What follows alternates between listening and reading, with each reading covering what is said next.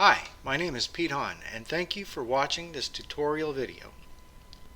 Be sure to visit www.hahn-tech.com for the full library of video tutorials.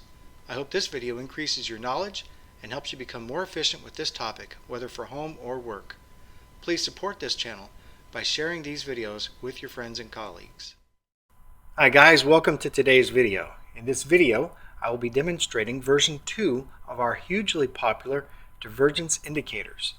The first week that these indicators were published and on sale, we had record sales for Hahn-Tech LLC.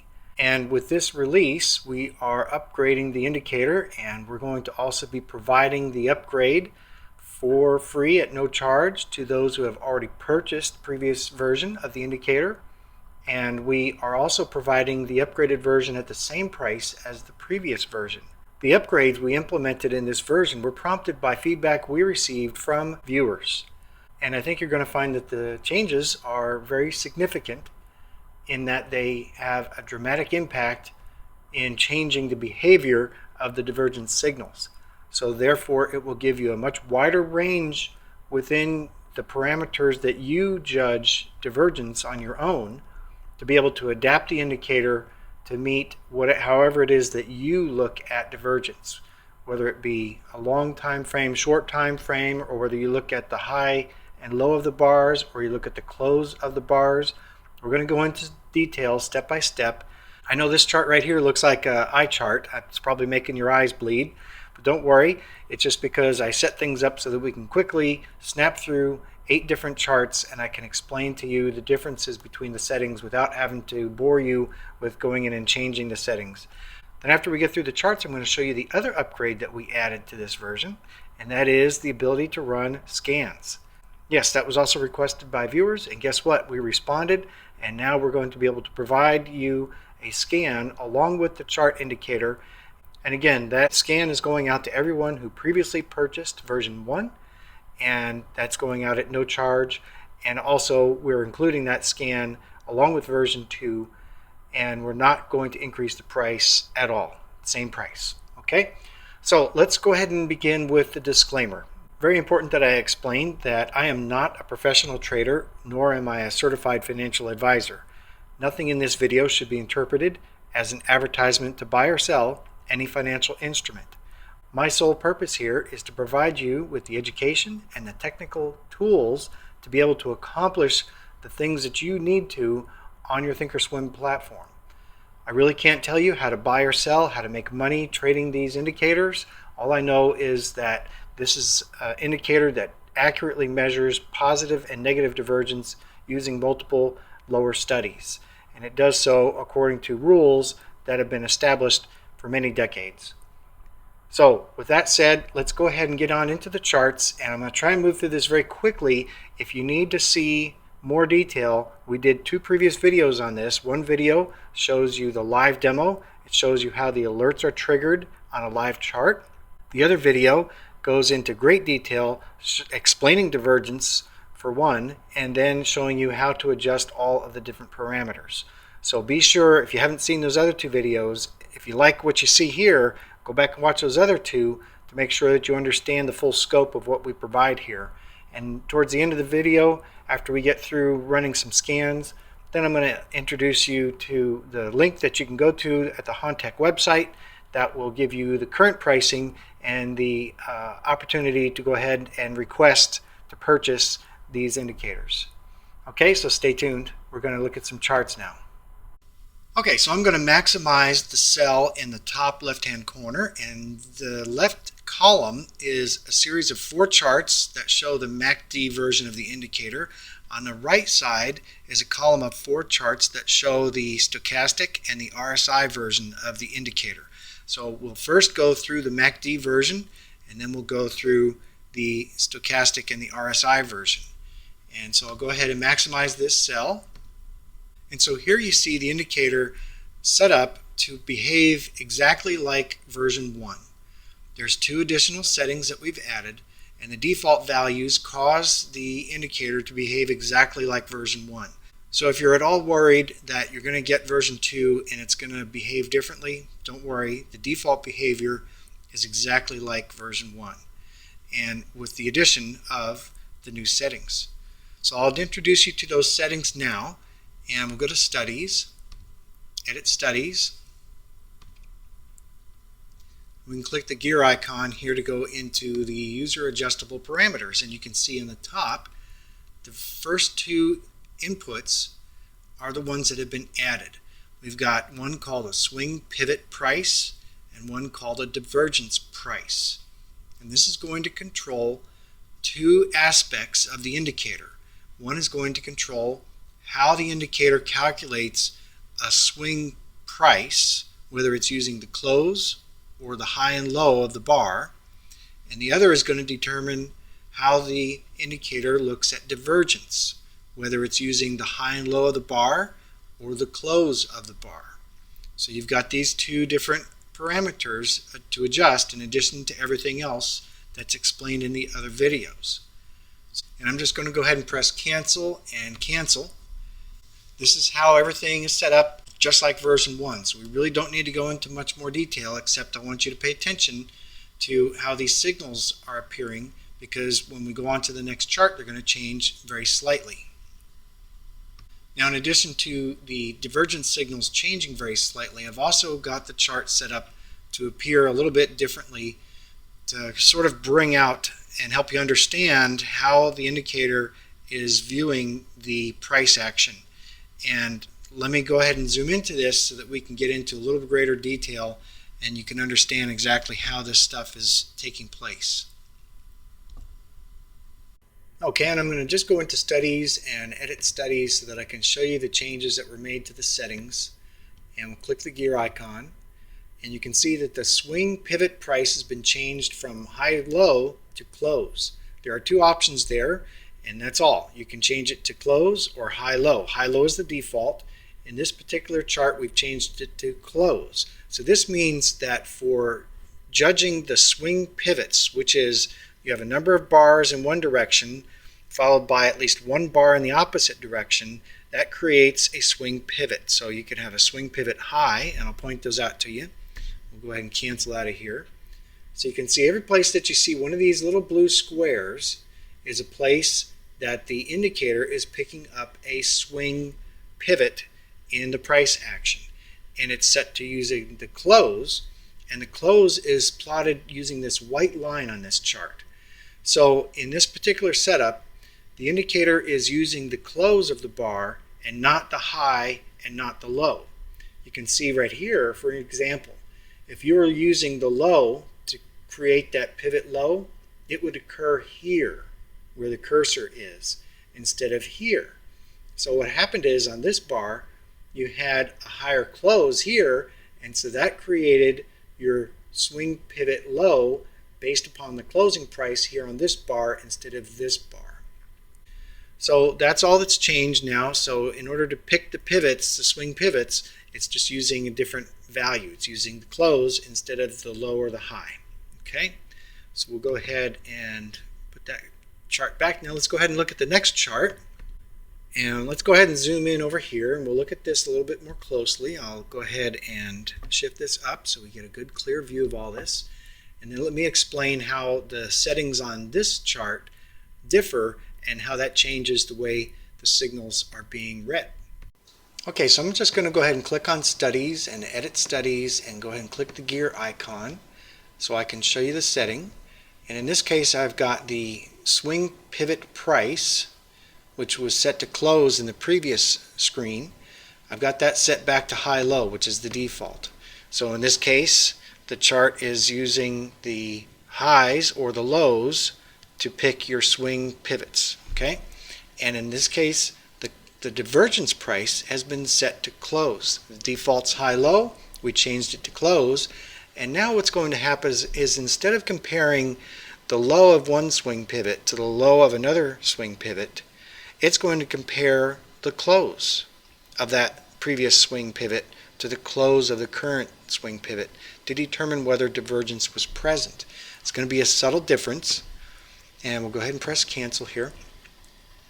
So you can see now the red line represents the lows, and you can see that that blue square has been moved from the previous bar to this current bar because it's using the low as the swing low.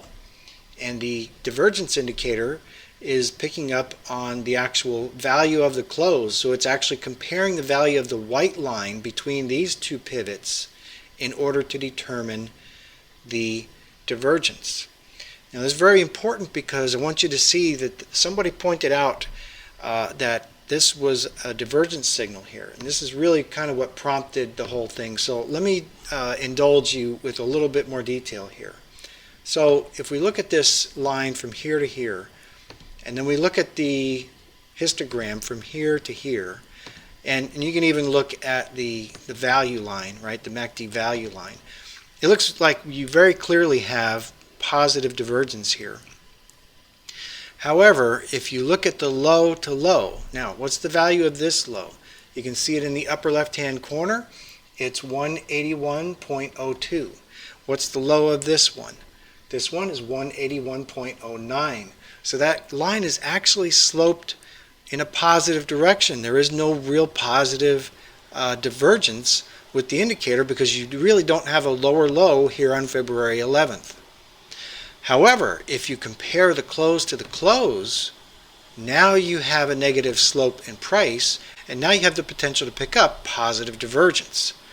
So we're going to change one setting. You can see here that there's a blue square here, here, and here, and that means that the indicator is comparing from one blue square to the next. Okay? So in order for the code to be able to pick up the difference from this bar to this bar and ignore the ones that occur in between, we're going to have to adjust one parameter, and we'll show you how to adjust that parameter and then show you the difference it makes in the indicator. Okay, so I'm going to go to Edit Studies, and I'm going to click the gear icon. Let me go ahead and move this out of the way for you so that you can see the changes that we make to the chart. We're still going to have to rearrange things. Now, you see the look back bars, okay? That adjusts the sensitivity for how those blue squares are plotted. So if you increase that number, then it will try to locate blue squares actually further apart. A value of 3, which is default, keeps them very close together. We're going to change this to a value of 15, and we're going to click OK and then Apply and OK. Now I'm going to have to move this up again because you can't see what's happened. So here's what happened. So the blue squares that were here in the middle have disappeared because we've lengthened that look back period so that it will ignore the ones that occur here, and then it is then able to pick up the divergence from close to close because that's the setting. Remember, it's set to look for the closing values in comparing divergence instead of the lows. And so, in fact, let me demonstrate that to you. Remember, I told you that these 2 points here are not positive divergence because you actually have a higher low. So let me go ahead and show that to you. We'll go to Studies, Edit Studies. We'll click the gear icon here, and then we'll go ahead and set this back to its default of the high-low. So I'll go ahead and click Apply and OK, and then let me go ahead and bring this back up so that you can see. So here it is. The indicator is set up to compare one low against another when there are swing pivots, and then look to see if there is positive or negative divergence. So that's the most dramatic way that I can show you how different the behavior of this indicator can be given these new parameters that we've given you for adjusting it according to how you look at divergence. I understand that there's many different ways that people will identify divergence, and we definitely want to accommodate as much as we can given the restrictions within the Thinkorswim platform. I've only got one more chart to show you for the MACD, and I'll go ahead and zoom in over to that, and let's go ahead and look at the same, pretty much the same price action here. Now, I've got only one line on the chart, and that is the close. And that is because in this version, I've got the settings set to close and close for both the swing pivot price and the divergence price. So I cancel and cancel. So in this case, the indicator is comparing from one close to the next to find divergence, and it's using the closes as the the swing pivots. Notice over here, we're back to that bar as being a swing pivot because it's the close that creates that swing pivot, and another one here. So you've got one here. It's very, very subtle, probably very difficult to pick up with your eye. But the code is able to pick this up, and this is using only a 3-bar look back period. So this one here is even able to get very close to this one that we saw that was marked in the last screen. And this is just basically looking at a 3-bar look back period. Okay, so let's go ahead and quickly look at the stochastic and RSI version. It's going to look very much the same, slightly different, but it's essentially the same settings. So we'll go ahead and take a look at those. Let's go ahead and maximize that one. Let's go ahead and step through these one at a time, and then we'll get on to the scans. And then after the scan, then I'll give you the link so that you know where to go on the Hahn-Tech website to get the pricing and submit your purchase request. And just a reminder, the first chart, just like as in the MACD, is set up given the default settings, which is identical to the behavior of the original version of the indicator. So there's no really need to go into any further explanation here. So we'll move on to the next chart. And again, I've set it up just like the MACD so that you can sort of compare these. And this is one that is set to a close for finding the pivot low and pivot high, and it's using the high and low to compare positive and negative divergence. Okay, so we'll go ahead and look at the next one, and we'll go ahead and zoom in here, and we'll go ahead and move this up a little bit so you can see more detail. And this is the one that is set to the high-low for finding the pivot prices, and it's using the close to close to identify the positive or negative divergence. Now once again, let's go ahead and go to Studies, Edit Studies. This is the one where we changed the look back bars. So I'm going to do that here. I'm going to change it to 15 just like we did with the MACD, and let's see what happens. Click OK, Apply, and OK. Go ahead and move this up so we can see the detail. And very similar to the MACD, this one has also identified that there is a positive divergence here on both the RSI as well as the stochastic indicator. So let's go ahead and mark those off here.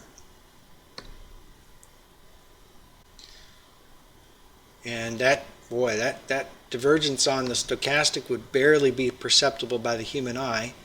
So let me just point out so that you can see that the stochastic full K at this bar, the value is 18.8. And if we go over here to this bar, the value is 17.93. So it definitely is higher and does have a positive divergence. But that is barely perceptible by the human eye. I don't think I would spot that without having an indicator like this to do the job for me. Okay, so let's see. Let's move on to the next chart. And very similar again to the MACD. We'll go ahead and zoom in over here. We'll pan up a little bit, and you can see that this is the stochastic RSI version that is set to look at the close and the close for both the swing pivot and the divergence comparison. And you can see that it's picking up a double divergence here, very similar to the MACD. Okay guys, so that's all I've got to show you for these charts, this series of charts. Next, I want to run a couple of scans for you, show you how to adjust the scan. That's really the main point. We're not going to go through a lot of scan results. My goal is really to show you how you can adjust the scan, because there's a few little tricks here to get the parameters adjusted right without creating an error. So we're going to show you how to do that, and then we'll give you the link to show you where to go and get the pricing for this indicator, as well as submit your purchase request. Okay, so we're going to go to the Scan tab on the Thinkorswim platform. You can see I've got some results that popped up from the tests that I did in preparation for the video. And so let me show you then. I've got this one set up with Divergence High-Low MACD X2 V2. So that's the name that I've used to save the scan query. And so that tells me that it is both set to high and low. So if we go ahead and edit the study here, then we can go ahead and access these parameters. Now if you see here, I've got these parameters used for adjusting the values. Now this is the default. You see how that is set to default high-low, and this one is set to default high-low. This is the key right here for setting the value of that parameter. You can change the look back bars here as well as the alert on close. Now that's going to affect how soon you get signals. If you want the signals for the live bar that might not really close as a valid signal, then you set this to no. You can get more details on this in original videos. So now let me show you how you can go ahead and adjust the different signals. And here we've got this set up with two different scans. You've got one set up here, and that is for finding any negative divergence. And then you've got this one down here, which is the active one, that is set to find any positive divergence. Now let me explain how you would adjust this. Right now it's set to look at anything that's occurred in the previous bar. If you wanted to find any signals that occurred in the previous 5 bars, you would change that 1 to a 5. That's it. That's all there is to it. So that allows you to search for signals that occurred in the past or signals that have occurred immediately as in the previous bar. So let's go ahead and click OK, and then we'll go ahead and click Scan. Okay, and we've got our results, so let's go ahead and pick on the first one here, ABCD. That's a funny ticker symbol, isn't it? Let's go to Charts here, and ABCD, press Enter. We'll load that in there, and so I'll zoom in on the far right. This is the signal that's getting picked up by the scan. You can see it is a histogram-based positive divergence, and that is exactly what we had the scan set to. And that's what we get for a result. And remember, I said because of the way it's set up, it's looking at the previous bar. Is there a signal in the previous bar? That way you know that this signal is locked in. It's not going to change. Okay. So let's go ahead and zoom back out. Fix that up a little bit. Let's go back to scan. And I really didn't want to bore you guys with looking at a bunch of different scan results. Suffice it to say, I've tested it. It produces accurate results. What I do want to show you though is I want to switch this over to another scan that I saved, and this scan has different settings for the top 2 parameters. Let's go ahead and edit those settings, and let me show you here. Now remember, what happened before was the default was set to high-low, remember, on both of these, and now the default is set to close. Okay, now it's important that you understand that that's how you change these parameters in the scan, because Thinkorswim at this time does not give you access to those inputs, so you have to do it right here within the code. So you actually have to copy and paste or cut and paste. Okay, and if you wanted to make any changes here to the look back bars or the alert on close, that's where you make those changes. Okay, and then the last thing I'll show you is that in order to change from negative divergence to positive divergence, all you do is you mark one with a comment, and then you unmark the other one with a comment. See those 2 plot lines? You got 2 plot lines, and all you're doing is turning them on and off. You can't have both of them on at the same time. It will give you an error, like so. Okay, but you can use one or the other, so you're either looking for positive or negative, and you can set this up and you can save as many custom scan queries as you need to accommodate all the different ways that you want the scan to run and look for divergence. Okay guys, that's all I've really got to show you. That's what we did for the upgrade in version 2. I think you guys are going to be really excited how adaptable this thing is now to the many different styles, and also I'm sure everyone who purchased the original indicator, you're very excited to receive the scan as well.